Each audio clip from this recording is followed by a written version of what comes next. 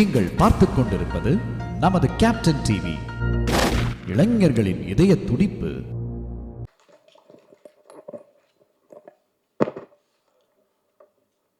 பத்திரிகை ஊடக நண்பர்கள் அனைவருக்கும் வணக்கம். மெட்ராஸ் மோஷன் பிக்சர்ஸ் தயாரிப்பில் dream warrior pictures presented and distributed film தான் மெட்ராஸ் மேட்னி. மெட்ராஸ் மேட்னிக்கு நீங்கள் கொடுத்த ஆதரவும் அதுக்கு கிடைச்ச வெற்றியும் மிகப்பெரியது. உங்களுடைய ஆதரவுக்கும் சப்போர்ட்டுக்கும் கோடான கோடி நன்றிகள். முதல்ல பிரசன்ட் மீடியா பத்திரிகை ஊடக நண்பர்கள் அனைவருக்கும் மிக நன்றி, மிக்க நன்றி. ஏன்னா ஒரு இந்த மாதிரியான சப்ஜெக்ட் ஆன படத்தை நான் 2 டாபிக் பேசலாம்னு நினைக்கிறேன். ஒன்று தேங்க்ஸ் கிவிங் மீட் இது, அதனால் தேங்க்ஸ் கிவிங் பற்றி கொஞ்சம் ஒரு சில வார்த்தைகள். அதுக்கப்புறம் மெட்ராஸ் மேட்னி மாதிரியான ஒரு திரைப்படத்தை எடுக்க முடியுமா, வெற்றி திரைப்படத்தை எடுக்க முடியுமா முடியாதா அப்படிங்கிறத பற்றியும் பேசலாம்னு நினைக்கிறேன். ஏன்னா இந்த சந்தர்ப்பம், இந்த ஆப்பர்ச்சுனிட்டி எனக்கு ரொம்ப முக்கியமாக தோணுது. அதனால் அதை பற்றி பேசலாம்னு நினைக்கிறேன்.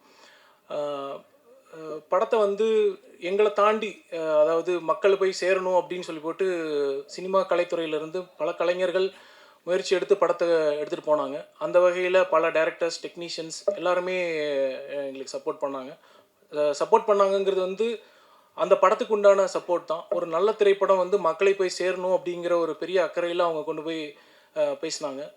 அதுக்கு மிக்க நன்றி. குறிப்பாக ஒரு சில பேர்த்த சொல்லணுன்னா, Karthik Subbaraj brother, CS Amudhan brother, அப்புறம் தமிழரசன் பிரதர், அப்புறம் நீங்கள் ரவிக்குமார் சாராக இருக்கட்டும், அப்புறம் வசந்த பாலன் சாராக இருக்கட்டும்,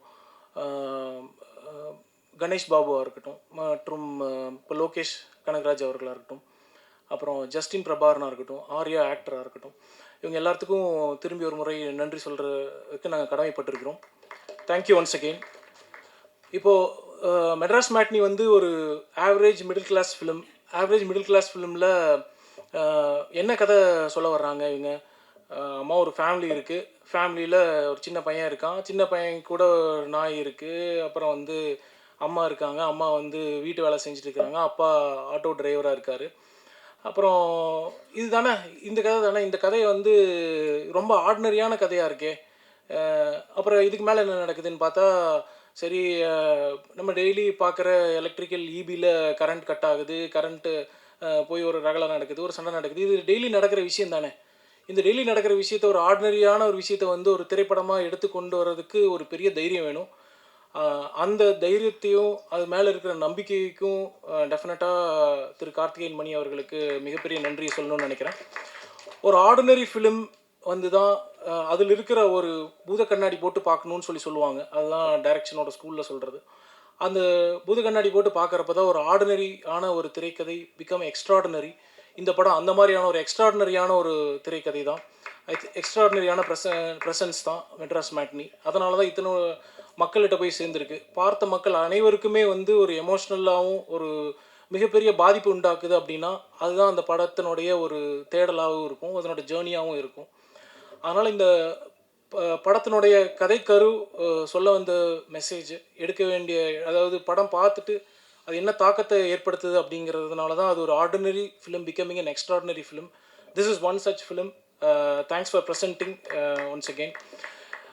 இந்த ஸ்டோரியை சொல்கிறப்போ இப்போ நம்ம காளி வெங்கட் சாராக இருக்கட்டும், சத்யராஜ் சாராக இருக்கட்டும், ஷெல்லி மேமாக இருக்கட்டும், ரோஷினி மேம் இருக்கட்டும், இப்போ விஸ்வாவாக இருக்கட்டும், சுவாமிநாதன் சாராக இருக்கட்டும், அப்புறம் இது இல்லாமல் ஜார்ஜ் மரியம் சாராக இருக்கட்டும், இவங்க எல்லாருமே இது எப்படி அண்டர்ஸ்டாண்ட் பண்ணியிருப்பாங்க, இந்த மாதிரி ஒரு ப்ரெசன்டேஷன் எப்படி பண்ண முடியும் அப்படிங்கிறது எனக்கு இன்னும் வியப்பாகவே இருக்குது. ஏன்னா இது கம்ப்ளீட்லி டெபியூ டீம்ங்கிறது director, producer debut team. Music பார்த்திங்கன்னா கேசி பாலசரங்கன் டெபியூ பண்ணுறாரு, எடிட்டர் சதீஷ் டெபியூ பண்ணுறாங்க, டிஓபி ஆனந்த் ஜிகே டெபியூ பண்ணுறாங்க. இது one of the fascinating times of Tamil சினிமான்னு நான் நினைக்கிறேன்.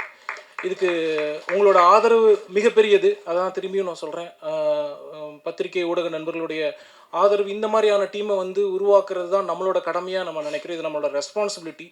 அந்த மாதிரி விதத்தில் தான் ட்ரீம் வாரியர் பிக்சர்ஸ் அசோசியேட் ஆகிருக்கு. இந்த நேரத்தில் திரை உரிமையாளர்களுக்கும் எங்களோட பயணித்த எங்களோட டீம் எல்லாத்துக்கும் நான் நன்றி தெரிவிச்சுக்கிறேன். இப்போது இது என்னோடய ரீசெண்ட் டைம்ஸில் என்னோடய 3rd தேங்க்ஸ் கிவிங் மீட். அதில் எங்களுக்கு ரொம்ப பெருமையாக இருக்குது. இதில் இருக்கிற ஒரே கோயின்சிடென்ஸ் வந்து என்னென்னா, எல்லாமே நியூ டைரக்டர்ஸ், எல்லாமே நியூ ப்ரொடியூசர்ஸ், எல்லாமே new lead actors, upcoming lead actors. அந்த கேரக்டரை எந்த அளவுக்கு உணர்ந்து அந்த காட்சியை புரிஞ்சு அதுக்குண்டான ஒரு உருவம் கொடுக்க முடிஞ்சதுன்னா மட்டும்தான் அந்த படம் வந்து மக்களை போய் சேரும். மக்களை போய் சேருங்கிறத வந்து அவங்களோட உணர்வு பூர்வமாக அவங்களால அந்த தாக்கத்தை ஏற்படுத்த முடியும்னா அதுதான் ஒரு சிறந்த திரைப்படம். திரைப்படத்தினுடைய ரெவென்யூ எல்லாமே செகண்டரி தான். ப்ரைமரியாக வந்து ஒரு படம் பார்த்துட்டு நம்மளுக்கு என்ன தாக்கத்தை ஏற்படுத்துதுங்கிறது தான் மிக முக்கியம் நான் நம்புகிறேன். அந்த விதத்தில் ட்ரீம் வாரியர் பிக்சர்ஸில் எங்களுக்கு மிக பெருமை தான். நாங்கள் லெஸ் தென் 10 செகண்ட்ஸில் படம் பார்த்துட்டு கன்ஃபார்ம் பண்ண சார், நாங்கள் we are here to support you for the film and travel with you. இப்போ என்னோடய 2வது பார்ட், அதாவது ஒரு மெட்ராஸ் மேட்னி ஆர் இப்போ நான் சொன்ன ஒரு சில திரைப்படங்களில் நம்ம என்ன வேணும், இதில் வந்து திரைக்கதை வேணுமா, இல்லை வந்து இதுக்கு உண்டான ஆக்ட்ரஸஸ் வேணுமா, வெற்றிக்கு என்ன காரணம் அப்படிங்கிறதா 2வது பேசலாம்னு நினச்சது. இது வந்து இது திரைக்கதை டிபெண்ட் பண்ணியா, இல்லை வந்து இதில் நடித்த நடிகர்களை சம்மந்தப்பட்டதா, இல்லை இது ரிலீஸ் பண்ணுற டைமா, இல்லை இதில் வந்து ஸ்க்ரீன் பிளேயில் இன்னும் சொல்லுவாங்க, ஒரு ரூல்னு சொல்லுவாங்க, இன்னொன்று வந்து பிரின்சிபல்னு சொல்லுவாங்க. இப்போ ரூலை ஃபாலோ பண்ணுமா இல்லை பிரின்சிபலை ஃபாலோ பண்ணுமா, இல்லை இதனோட கால அடிப்படை சம்மந்தப்பட்டதா, இல்லை இது வந்து இப்போ நிறைய டைப் கேஸ்டடான ஃபிலிம்ஸ், அதாவது இப்போ ஜானரை நம்ம ஸ்பெசிஃபிக்காக ஒர்க் பண்ணணுமா, இல்லை இப்போ இருக்கிற ட்ரெண்டில் இருக்கிற படம், சார் இந்த ஜானர் வந்து இப்போ ட்ரெண்டில் இருக்குது, அந்த ட்ரெண்ட் செட்டிங்கில் இருக்கிற படமா அப்படின்னு இதுக்கு நான் விளக்கம் கொடுத்தேன்னா, இப்போ இவங்க படத்தில் வந்த ஊர்காக்கார் மாதிரி தான், ஊர்காக்காருக்கும் ஐடிக்கு என்ன சம்மந்தங்கிற மாதிரி. நான் டிஸ்ட்ரிபியூட்டர், டைரக்ஷன் பற்றி எனக்கு தெரிஞ்சது லிமிட்டெட் தான். ஸோ அதனால் அதை பற்றி நான் சொல்ல விரும்பலை. பட் டிஸ்ட்ரிபியூட்டராக எனக்குன்னு ஒரு சில ஆதங்கங்கள் இருக்குது, அதை தான் நான் சொல்லணும்னு நினச்சேன். டிஸ்ட்ரிபியூட்டரோட ஒரு கடமை வந்து அதாவது ஒரு ஷோவுக்கும் நாங்கள் 6 இயர்ஸாக டிஸ்ட்ரிபியூஷன் பண்ணிகிட்ருக்கோம். நான் இதுக்கு முன்னாடி வேறு இண்டஸ்ட்ரியிலேருந்து தான் வந்தேன். இந்த டிவிஷன் வந்ததுக்கப்புறம் எனக்கு ரொம்ப ரொம்ப ஃபேசினேட்டிங்காக இருந்தது. இதில் நம்ம ஒரு வேல்யூ எடிஷன் கண்டிப்பாக பண்ணணும் அப்படிங்கிறதுல ரொம்ப முக்கியமாக இருந்தோம். அந்த மாதிரி முக்கியமாக இருந்ததில் இப்போது எவ்ரி டே வர்ற ஷோஸ் வந்து நாங்கள் அப்டேட் பண்ணிகிட்டே இருக்கோம். எவ்ரி ஷோ அப்படின்னா நூன் முடிஞ்ச உடனே நாங்கள் அப்டேட் பண்ணுறோம், முடியறதுக்கு முன்னாடியும் அப்டேட் பண்ணுறோம்.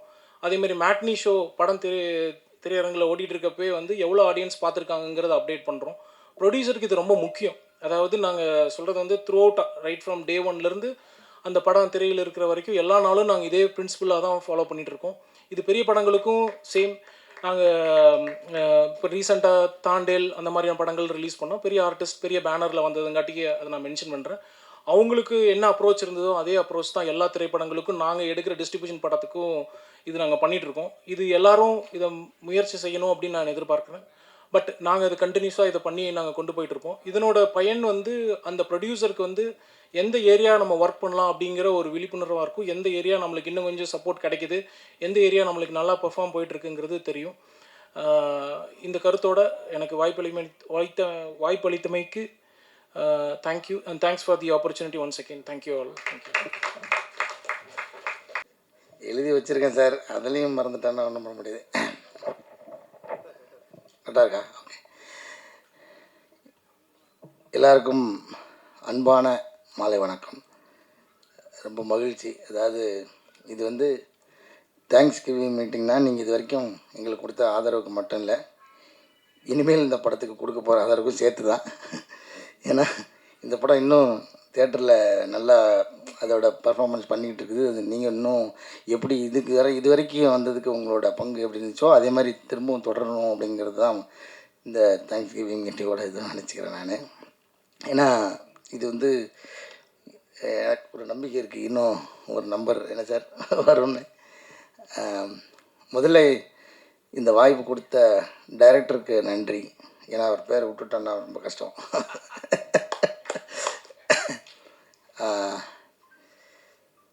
அப்புறம் ஃபஸ்ட்டு வந்து இந்த படம் ஆரம்பிக்கும் போது நான் கொஞ்சம் போர் அடிச்சேன்னா இன்றைக்கி ஒரு நாள் அட்ஜஸ்ட் பண்ணிக்கங்க, வேறு வழி இல்லை. இன்றைக்கி ஷூட்டிங் லீவ் போட்டு தான் வந்திருக்கேன்.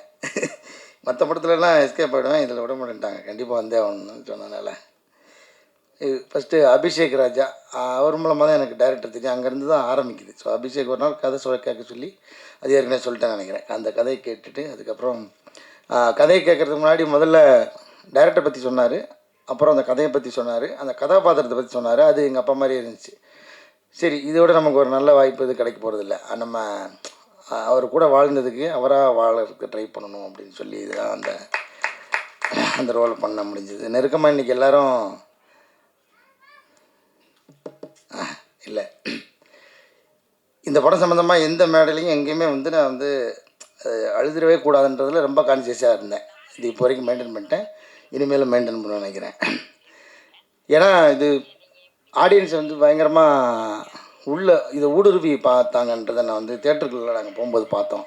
அந்த மொதல் ஷோ தேட்டர் விசிட் போனப்போ என்னை கட்டி பிடிச்சிட்டு ஒருத்தர் லிட்டரலாக என்னோடய சட்டை பின்னாடி நினைஞ்சிச்சு. அவ்வளோ நேரம் அழுதார். அப்புறம் என்னோடய ரொம்ப நெருங்கிய நண்பர் டாக்டர் முருகேஷ் பாபு, ஒரு டைரக்டர் ஆகிட்டார். ஒரு படம் ரிலீஸ் ஆக போகுது, அவரும் இந்த சம்பவத்தை பண்ணார்.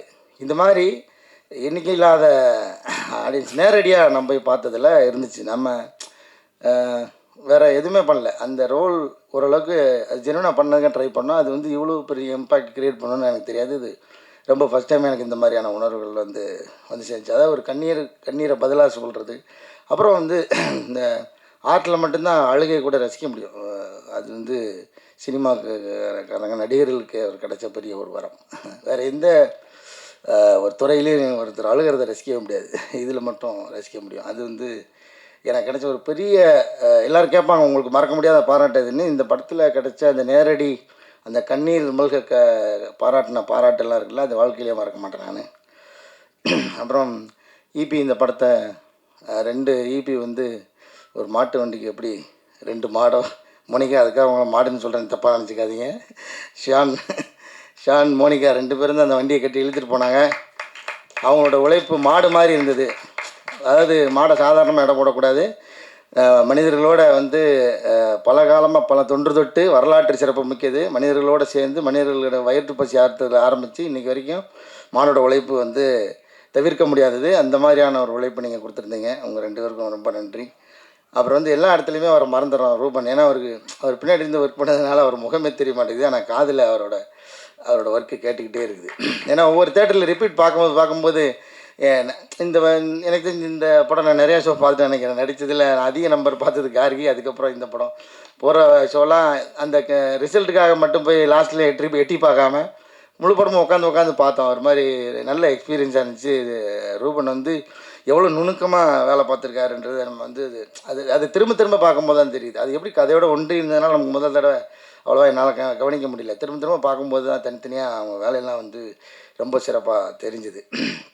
ரூபன் இந்த நேரத்தில் ஒரு மனமார்ந்த நன்றி தெரிவிச்சுக்கிறேன். அப்படி மியூசிக் பாலசாரங்கன். இன்றைக்கும் என்னோடய இன்ஸ்டாகிராமில் நிறைய பேர் கொலாப் பண்ணி விட்றாங்க.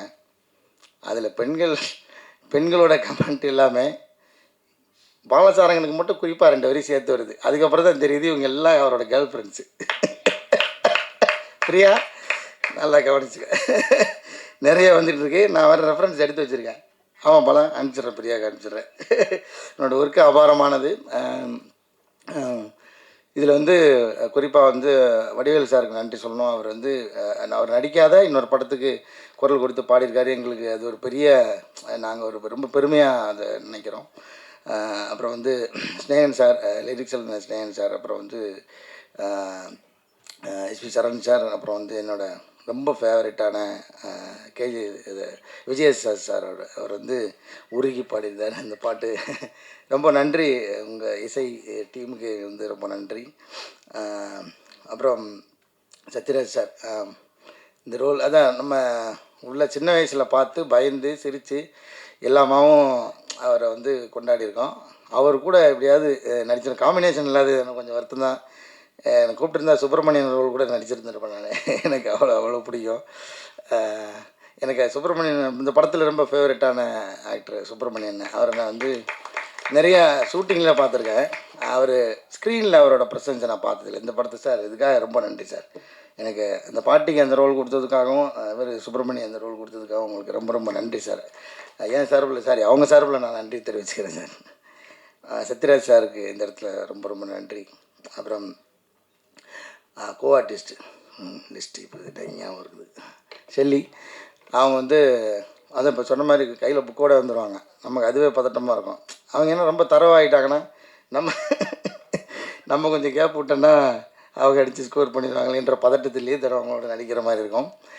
அவர் சொன்ன மாதிரி டேரக்டர் வந்து சொன்னார், நான் ஃபஸ்ட்டு அவங்களோட பழகாததுனால ஒரு வேளை இறுக்கமாக இருந்தேன் அப்படின்ற மாதிரி சொன்னார். அப்புறம் வந்து ஃப்ளாஷ்பேக் அப்புறமா ஷூட் பண்ணும்போது ரொம்ப இயல்பாக இருந்துச்சு அப்படின்னு சொன்னார். ரொம்ப அவங்களோட அந்த கணவன் மனைவியோட அந்யோன்யத்தை பார்க்க முடிஞ்சுன்னு சொன்னார்.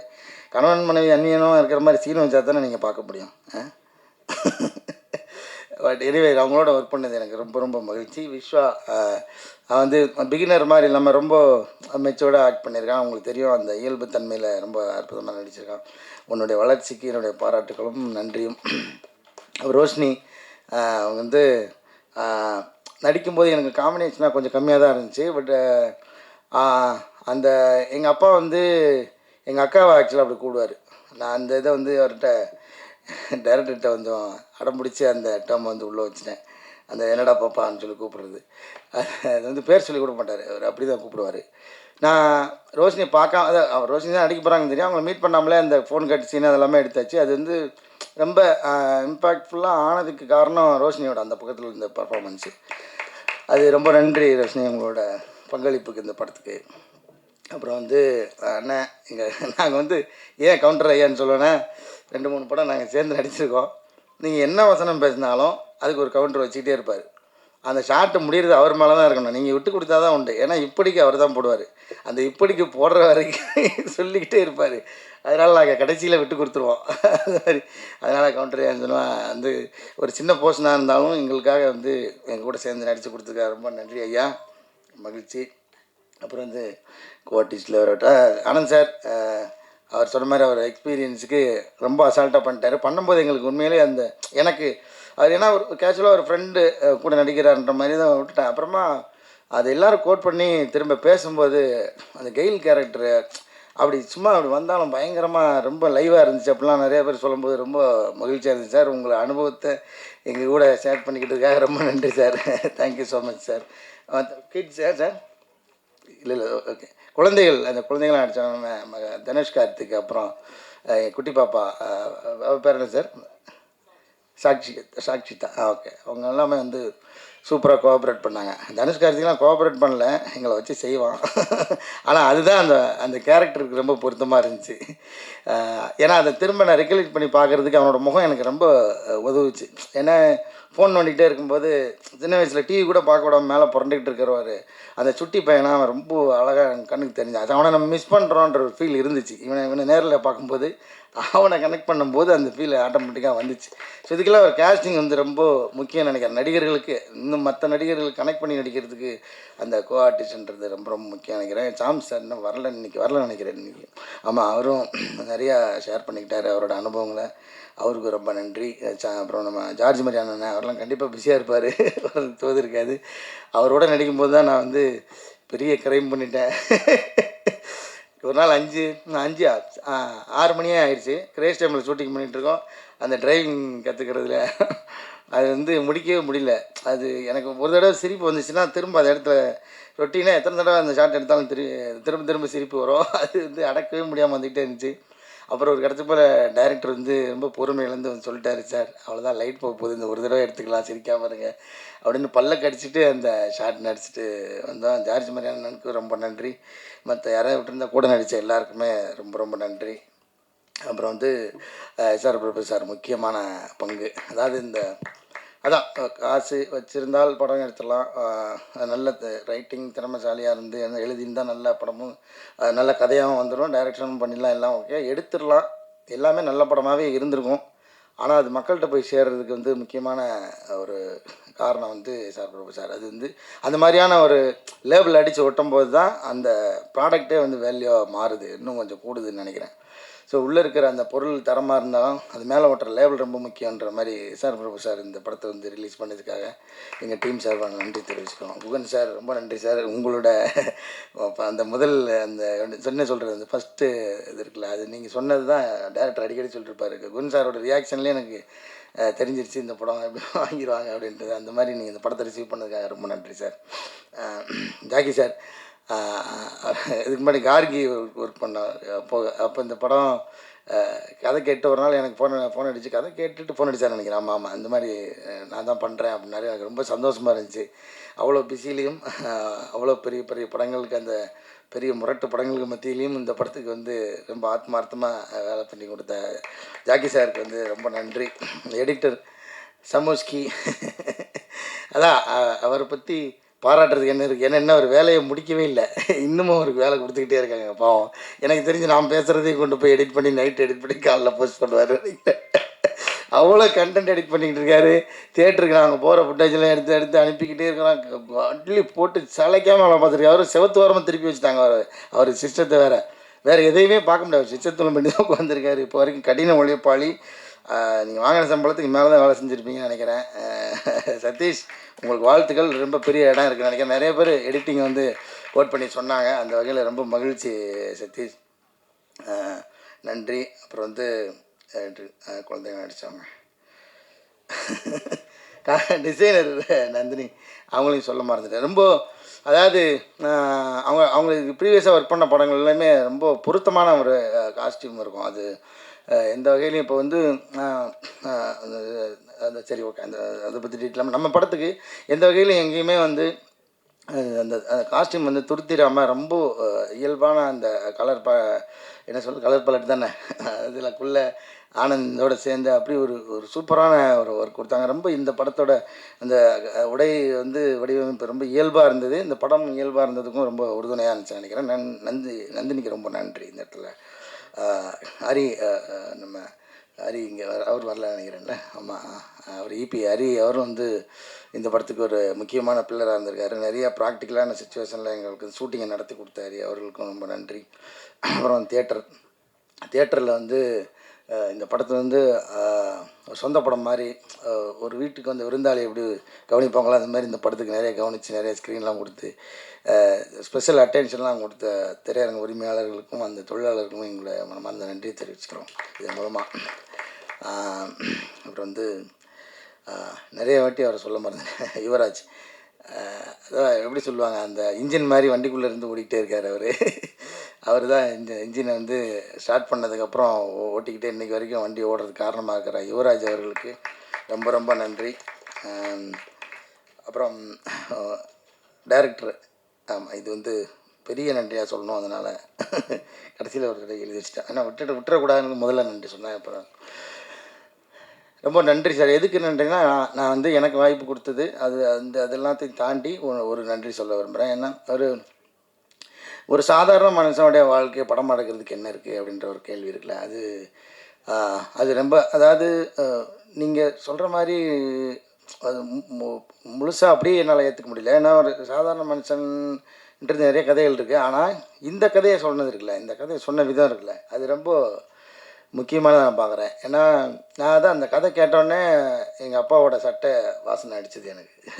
ஏன்னா அவர் அந்த ஸ்பரிசத்தில் ஒரு ஒரு ஒரு கவிதையை மொழிபெயர்த்து அந்த மொழிபெயர்ப்பை படமாக்கின மாதிரி எனக்கு வந்து ஒரு ஃபீல் வந்துச்சு. ஏன்னா நம்ம ஒரு அப்பா வந்து அந்த டீனேஜ் ஆனதுக்கப்புறம் அந்த பசங்கள்கிட்ட இருந்து அந்த விலகின அந்த ஸ்பரிசத்தை அவர் வந்து அந்த ஸ்பரிசத்துக்காக இயங்குறாரு. ஆனால் அதுக்காக எந்த காரணமும் கிடையாது, இவருக்கு அதுக்கு எந்த காரணமும் இல்லாமல் இருக்கார். ஸோ இப்படி அந்த கதாபாத்திரத்தோட தன்மையை சொன்னது இருக்குல்ல சார், அது வந்து சொல்கிற போது எனக்கு ஓகே, அதை வந்து நீங்கள் அந்த ஸ்க்ரீனில் கொண்டு வந்தது தான் சார். அதுக்காக முதல்ல நன்றி சார் உங்களுக்கு. இந்த மாதிரி படமும் எடுங்க சார். நீங்கள் ஹிஸ்டாரிக்கல் படம் எடுக்க போகிறீங்கன்னு கேள்விப்பட்டேன். அடுத்தது அதையும் எடுங்க. நடுவில் இப்படி படமும் நீங்கள் கண்டிப்பாக எடுக்கணும் சார். ஏன்னா இது மாதிரியான படம் நமக்கு ரொம்ப முக்கியம் சார். நம்ம எப்போ பார்த்தாலும் மலையாள படங்கள்லாம் சொல்லிக்கிட்டே நம்மளை வற்புறுத்திக்கிட்டே இருக்காங்க. மலையாள படங்கள் மாதிரி நம்ம படம் வரலன்னு கோச்சிக்காதீங்க சொல்லி, சும்மா ஒட்டுமொத்தமாக சொல்லலை. நிறைய அப்படி ஒரு பொதுவான வதந்தி ஒன்று இருக்குது, நான் இல்லைன்னு சொல்லலை. நான் மட்டுமா சொல்கிறது, இண்டஸ்ட்ரி ஃபுல்லாக எல்லாருமே சொல்லிட்டு இருக்காங்க. இப்போ ஒரு மலையாள படம் வந்திருக்கு பார்த்தியா, சரி இருக்கட்டும், அங்கேயே எல்லா படத்தையும் நீங்கள் பார்க்குறீங்களா அப்படின்னு வந்து அதை கேட்பேன். பட் எனக்கும் ரொம்ப மலையாள படங்கள் நிறையா பிடிக்கும். அதுலேருந்து நிறைய ரெஃபரன்ஸ் எல்லாம் நான் வந்து படம் பார்த்துருக்கேன், அதெல்லாம் இல்லைன்னு சொல்ல. அந்த மாதிரி நம்ம அந்த மலையாள படங்களவே நம்ம சொல்லிக்கிட்டே இருந்ததுக்கு, அந்த மாதிரியான படங்கள் எடுத்ததுக்காக உங்களுக்கு நன்றி சார். இதை மாதிரி அப்புறம் எனக்கு வந்து என்னென்னா, அது ஒரு இப்படி ஒரு அச்சீவ் பண்ணிட முடியும் அப்படின்னு நீங்கள் நிரூபிச்சிங்களா சார். அது வந்து நிறைய பேருக்கு ஒரு நம்பிக்கை கொடுத்துருக்குன்னு நினைக்கிறேன். அதுக்காக உங்களுக்கு நன்றி சார். இப்போ எனக்கு அதான் நான் இந்த படத்தில் நடித்து உள்ளேருந்து சொல்ல, இது வெளிலிருந்து நான் அவங்கள பார்க்குற பார்வையாக தான் நான் சொல்கிறேன். இது மாதிரி நிறைய பேருக்கு இனிமேல் இந்த ஒரு புது முயற்சி எடுக்கணும், ஒரு ஒரு எளிய மனிதனுடைய கதையை வந்து இயல்பான ஒரு இதில் வந்து எடுக்க முடியும், அது வந்து அதை வந்து வியாபாரமாகவும் ஆக்க முடியும், அது வந்து இந்த லாபமும் சேரும் அப்படின்றத நீங்கள் காமிச்சதுக்காகவும் நன்றி சார், ரொம்ப நன்றி. யார் பேராவது விட்டுருந்தேன்னா மன்னிக்கணும், கிட்டத்தட்ட எல்லாரும் பேரையும் சொல்லிட்டேன் நினைக்கிறேன். அப்புறம் அதான் நான் மறுபடியும் உங்கள்கிட்ட முதல்ல சொன்னதான் ஐயா நான் சொல்கிறேன், இது வந்து இது சரி வேலை முடிஞ்சிருச்சு, தேங்க்ஸ் கிவிங் மீட்டிங் அப்படின்ற மாதிரி விட்டுறாதீங்க, தொடர்ந்து இதை இன்னமும் கொஞ்சம் தூக்கி கொண்டு போவீங்கன்னு நினைக்கிறேன். ஏன்னா இந்த படம் நாங்கள் எதிர்பாராத ஹைட்டுக்கு போனதுக்கு காரணமே வந்து முதல் காரணம் நீங்கள் தான். அதுக்கப்புறம் அது மக்கள்கிட்ட போய் சேர்ந்தது, மக்கள் வந்து ஆதரவு கொடுத்தா அந்த மக்கள்கிட்ட கொண்டு போய் சேர்த்தது நீங்கள் தான். அதே நாளே தொடர்ந்து இந்த படத்தை இன்னமும் ஆதரவு கொடுத்துக்கிட்டே இருங்க. இன்னொரு தேங்க்ஸ் கிவிங் மீட்டிங் இருக்குது, அதை நான் இந்த இடத்துல பதிவு பண்ணுறேன். அது ஒரு வெற்றி விழாவாகவே இருக்கும்னு நான் நம்புகிறேன். உங்களோட ஆதரவு தொடர்ந்து இருக்குன்னு கேட்டுக்கிட்டு விடைபெறேன். வேறு யாரையும் விட்டுட்டு நான் நினைக்கிறேன். நன்றி, தேங்க்யூ ஸோ மச் ஐயா, அவ்வளோ நேரம் பொறுமையாக கேட்டதுக்காக நன்றி நன்றி நன்றி. துல்லியமாக தினசரி நடப்பு நிகழ்வுகளையும் கல்வி, விளையாட்டு, அரசியல், வாழ்க்கை முறை, மருத்துவம், தொழில்துறை, சினிமா, பொழுதுபோக்கு போன்ற பல்வேறு நிகழ்ச்சிகளையும் உடனுக்குடன் காண கேப்டன் டிவி மற்றும் கேப்டன் நியூஸ் சமூக வலைத்தள பக்கங்களோடு இணைந்திருங்கள். உங்கள் வணிகத்தை கேப்டன் டிவி மற்றும் கேப்டன் நியூஸில் விளம்பரத்தின் மூலம் மேம்படுத்த விருப்பமா? உடனே கீழே கொடுக்கப்படும் எண்ணிற்கு தொடர்பு கொள்ளுங்கள்.